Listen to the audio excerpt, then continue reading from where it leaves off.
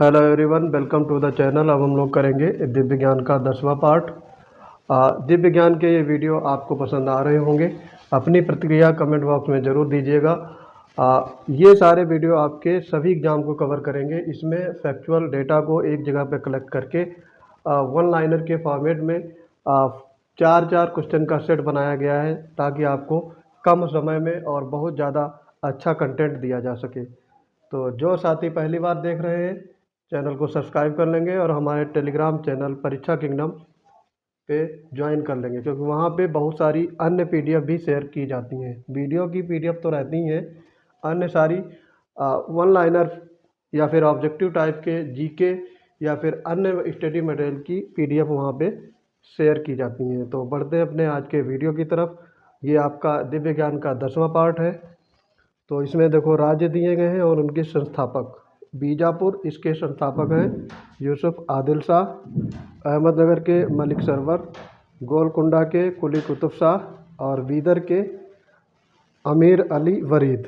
ये है। दूसरा इसमें देखेंगे वर्ष दिए हैं, युद्ध वर्ष और पक्ष किन किन के बीच में ये युद्ध हुआ है। पानीपत का प्रथम युद्ध ये हुआ था 1526 में इब्राहिम लोदी और बाबर के बीच में। इसमें बाबर विजयी रहा था।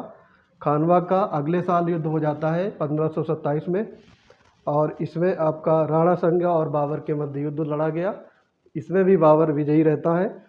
चंदेरी का युद्ध होता है आपका 1529 में मेदिनी राय और बाबर के मध्य में, और इसमें बाबर विजयी रहे।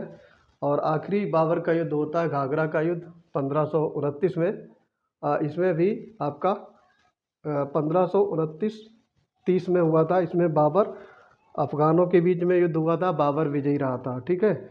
आगे देखेंगे संधि और वर्ष। सूरत की संधि 1775 में हुई थी। पुरंदर की संधि 1776 में अगले साल हो जाती है। मंदसौर की संधि 1818 में, और पूना की संधि ये आपकी 1817 में हुई थी। तो ये संधियाँ और उनके वर्ष मैचिंग में काफ़ी पूछे जाते हैं, तो आपको कंफ्यूज ना हो इन डेटा को देख करके, इसलिए वन लाइनर फॉर्मेट में तैयार किया गया है। आगे राज्य हैं और संस्थापक दिए हैं। अवध के संस्थापक थे सादत खान, हैदराबाद के निजामुल मुल्क, बंगाल के मुर्शीद कुली खां, कर्नाटक के सादतुल्ला खां। तो ये आप याद रखेंगे, इम्पोर्टेंट राज्य हैं और उनके संस्थापक। पहला फैक्ट इसमें है यूरोपीय कंपनियां और उनकी स्थापना कब हुई थी, ये देखना है। पुर्तगाली ईस्ट इंडिया कंपनी की स्थापना 1498 में। अंग्रेजी ईस्ट इंडिया कंपनी की स्थापना 1600 ईस्वी में। डच ईस्ट इंडिया कंपनी की स्थापना 1602 में। डेनिश ईस्ट इंडिया कंपनी की स्थापना 1616 में। फ्रांसीसी ईस्ट इंडिया कंपनी की स्थापना 1664 में, और स्वीडिश ईस्ट इंडिया कंपनी की स्थापना 1731 में हुई थी। ये स्थापना वर्ष आप याद रखेंगे, काफ़ी बार एग्जाम में पूछे गए हैं। बंगाल के नवाब और उनके कार्यकाल देखेंगे अब। मुर्शीद कुली खां ये बंगाल का पहला नवाब था। 1713 से 1727 ईस्वी तक इसका कार्यकाल रहा। शुजाउद्दीन उसके बाद में आता है 1727 से 1739 के बीच में। फिर है अली वर्दी खां 1740 से 1756 में आता है। और सिराजुद्दौला ये 1756 से 1757 ईस्वी में इसका कार्यकाल रहता है। तो ये इम्पॉर्टेंट आपके और बंगाल के नवाब थे। और सारे कई नवाब हैं, लेकिन जो ज़्यादा पूछे जाते हैं वो मैंने इस वीडियो में डाले हैं। यूरोपीय कंपनियां और उनकी प्रथम फैक्ट्री ये बताना है आपको। पुर्तगाली कंपनी इसकी प्रथम फैक्ट्री थी कोचीन में 1503 में स्थापित की गई थी। डच मसूलीपट्टनम में 1605 ईस्वी में। अंग्रेजी जो कंपनी थी मसूलीपट्टनम में प्रथम फैक्ट्री 1611 में स्थापित की गई। त्रावणकोर 1620 में। डेनिश कंपनी की प्रथम फैक्ट्री, और फ्रांसीसी की सूरत ये आपका 1668 में। तो ये ध्यान रखेंगे। फिर आपका है देखो विशेषताएं दी हैं और सिख गुरु हैं। गुरु का लंगर ये शुरू किया था गुरु नानक देव जी ने। गुरुमुखी लिपि की शुरुआत गुरु अंगद ने की थी। गुरु नानक देव के उत्तराधिकारी गुरु अंगद। सच्चा पातशाह गुरु गोविंद सिंह को कहा जाता है, और जफरनामा की फारसी भाषा में रचना की थी गुरु गोविंद सिंह ने। तो ये भी फैक्ट याद रखेंगे। बंगाल के गवर्नर हैं और उनके कार्यकाल हैं, ये महत्वपूर्ण गवर्नर हैं जो मैचिंग में आपके पूछे जाते हैं। रॉबर्ट क्लाइव 1757 से 1760 के बीच में का है, 1757 से 60 और 1765 से 67 के बीच में।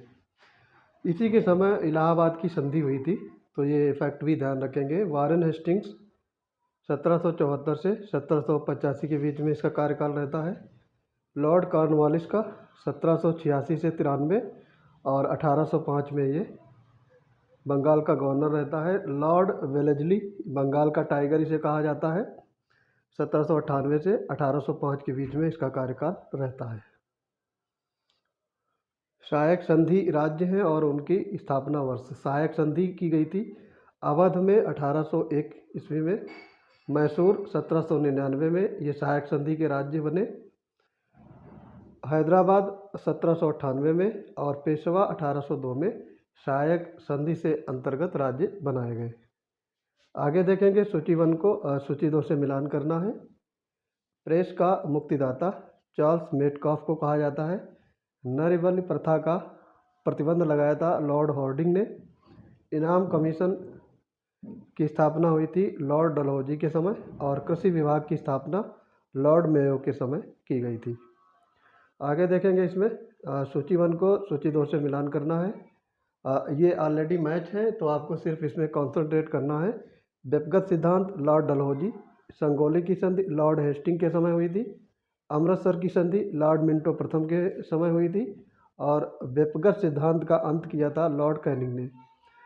व्यक्तिगत सिद्धांत की शुरुआत की थी लॉर्ड डलहौजी ने और इसकी अंत किया था लॉर्ड कैनिंग ने, तो ये ध्यान रखेंगे। विद्रोह दिए हैं और उसके स्थापना वर्ष, यानी विद्रोह कब स्थापित हुए या विद्रोह कब स्टार्ट किए गए। तो सन्यासी विद्रोह शुरू हुआ था 1760 से 1800 के बीच में चलता है, लगभग 40-41 साल ये विद्रोह चलता रहता है।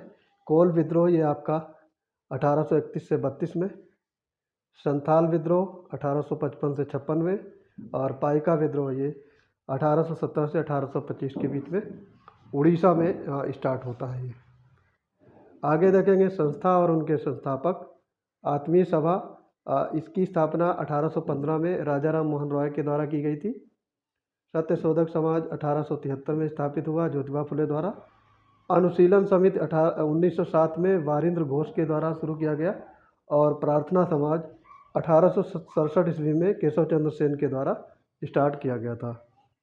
राजवंश हैं और संस्थापक हैं, इसमें वो राजवंश लिए गए हैं जो ज़्यादातर लोग भूल जाते हैं, क्योंकि बहुत सारे राजवंश आप याद रखते होंगे उनके संस्थापक, लेकिन जो आपको याद न रहे वो चीज़ आपको याद करनी है, क्योंकि जो जनरल वे में चीज़ें पूछी जाती हैं वो एग्ज़ाम में कम ही पूछी जाती हैं और जो थोड़ा हटके होता है जिसमें कोई विशेषता होती है वो एग्ज़ाम में क्वेश्चन अवश्य पूछे जाते हैं, तो उन्हीं को आपको याद रखना है। राष्ट्रकूट वंश की स्थापना, इसका संस्थापक था दंती दुर्ग। तुलु वंश वीर नरसिंह। सरकी वंश मलिक सरवर, ये जौनपुर में इसकी स्थापना हुई थी, जौनपुर का ये शासक था। और कदम वंश ये आपका मयूर शर्मन। तो ये सारे फैक्ट आप याद रखेंगे। तो आई होप ये वीडियो आपको पसंद आया होगा। मिलते हैं अपने अगले वीडियोज़ में। दिव्य ज्ञान के आप सारे पार्ट देखिएगा और इनकी PDF भी आप टेलीग्राम चैनल से डाउनलोड कर सकते हो, वहाँ सारी PDF अवेलेबल है। मिलते हैं अपने अगले वीडियोज़ में, तब तक के लिए पढ़ते रहिए। जय हिंद।